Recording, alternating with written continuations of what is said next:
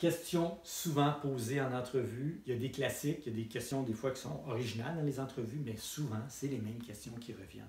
Donc, si vous les avez déjà pratiquées, si vous les avez déjà lues, si vous savez déjà comment un petit peu vous comporter face à ces questions-là, vous allez vous en sortir beaucoup mieux. Alors, voilà une liste d'à peu près une dizaine de questions qui sortent souvent en entrevue. La première, parlez-moi de vous. Donc, l'employeur vous ouvre la porte puis vous dit comme, allez-y, parlez-moi de vous, je vous écoute. Là, il faut faire attention pour ne pas partir dans toutes les directions. Il faut faire preuve d'un minimum d'esprit de synthèse. Donc, si vous racontez votre vie au complet, oubliez ça, vous n'avez pas bien répondu à la question. La meilleure façon de répondre à cette question-là, c'est, oui, on peut commencer par sa vie. On peut dire, j'ai grandi dans telle région, je ne sais pas moi, mes parents aménageaient le terrain autour de chez moi, j'ai appris à connaître les végétaux comme ça, et j'ai travaillé dans tel domaine pendant un certain nombre d'années. Ensuite, je me suis réorienté pour un domaine qui me passionne, qui est l'horticulture. J'ai fait ma formation en horticulture, je suis fraîchement diplômé, et là, je suis à la recherche d'un emploi, et ce que vous offrez correspond tout à fait à ce que je recherche. Donc ça, c'est une façon de s'en sortir avec une question qui est très, très ouverte, c'est de recentrer sur pourquoi vous êtes ici maintenant. Alors voilà, préparez une brève réponse d'environ une minute, faites un rapide survol de votre vie, donnez les grandes lignes, évitez l'autobiographie comme je disais tantôt, et revenez rapidement à la raison pour laquelle vous êtes ici en ce moment. Donc ça, je répète, c'est une question qu'on entend souvent, parlez-moi de vous. Quelles sont vos qualités? Ça aussi, évidemment, ça revient souvent. Mentionnez vos qualités qui sont en lien avec l'emploi offert. Donc, si on demande quelqu'un, je ne sais pas moi, qui a de la force, qui a de l'endurance, puis qui est persévérant, bien, c'est des qualités que, si vous les avez, vous avez avantage à les sortir à ce moment-là. Préparez des exemples qui illustrent ces qualités, comme je le disais tantôt. Pas juste nommer la qualité, mais dire dans quel contexte vous en avez fait preuve. Troisième point, quels sont vos défauts? Parlez de vos faiblesses, mais en précisant ce que vous faites pour les corriger. Donc, pour les défauts, évidemment, on peut sortir des défauts en entrevue. On peut dire j'ai tel petit défaut, j'ai telle petite affaire à améliorer et montrer que vous en êtes conscient et que vous travaillez sur la situation. Il n'y a personne de parfait, on a tous nos petits défauts.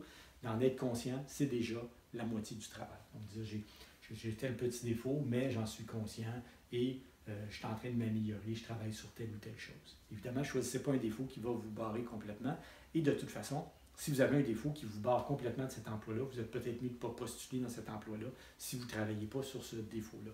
Par exemple, si vous travaillez dans une équipe d'horticulteurs, dans une municipalité, on le sait, les gens partent à une heure précise, on est 4 dans le camion, puis on y va. Si vous êtes toujours en retard, si vous n'êtes pas capable de régler votre problème de ponctualité, bien, peut-être qu'un emploi de ce genre-là vous convient un petit peu moins.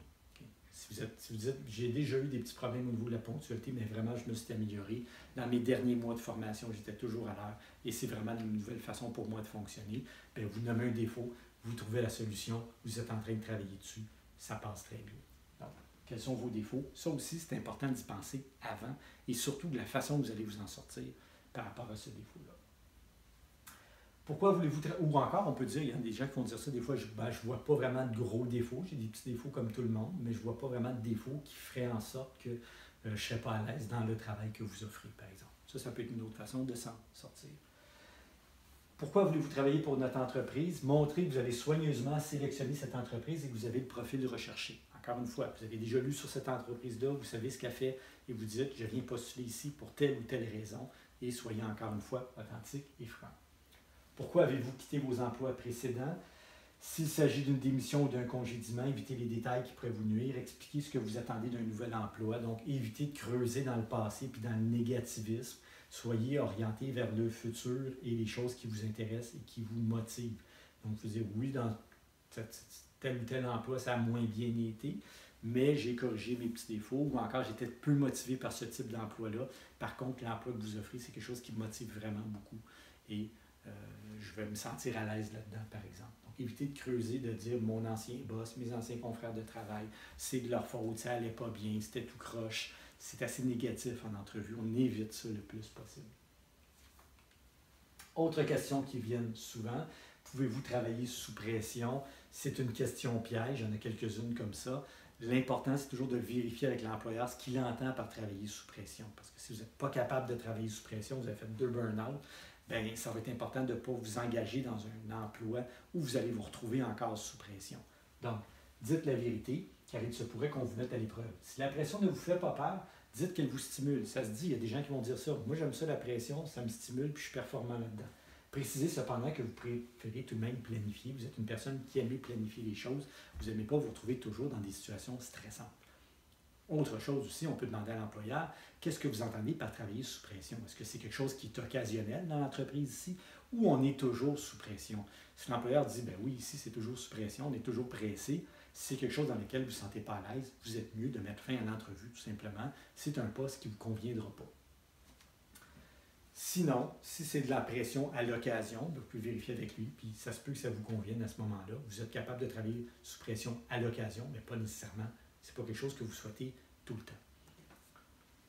Pourquoi devrions-nous vous engager plutôt que quelqu'un d'autre? Parlez de vos compétences pour persuader l'employeur que vous êtes l'employé qu'il leur faut.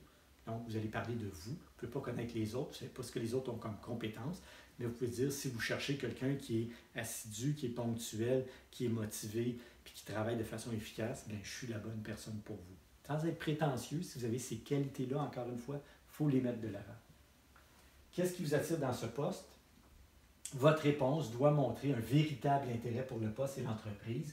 Le fait qu'il correspond à vos goûts, vos intérêts, que vous avez l'expérience, les compétences, c'est des bons points à mentionner. Et encore une fois, vous pouvez donner des exemples. Mais vous devriez connaître le poste pour lequel vous postulez et essayer de montrer que vous êtes la bonne personne pour ce poste-là.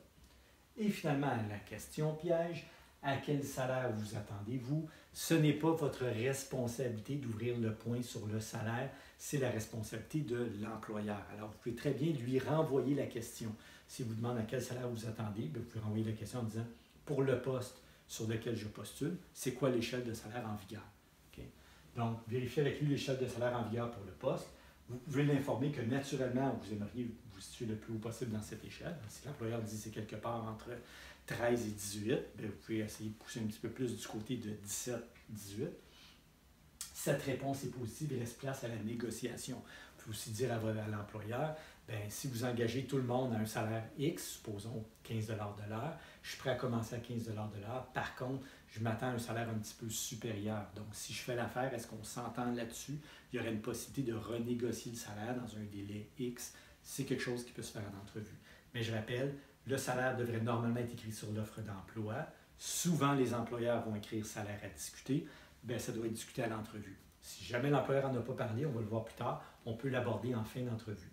Mais si l'employeur vous demande à quel salaire vous attendez, je vous conseille fortement de lui renvoyer la balle et de négocier à partir de là.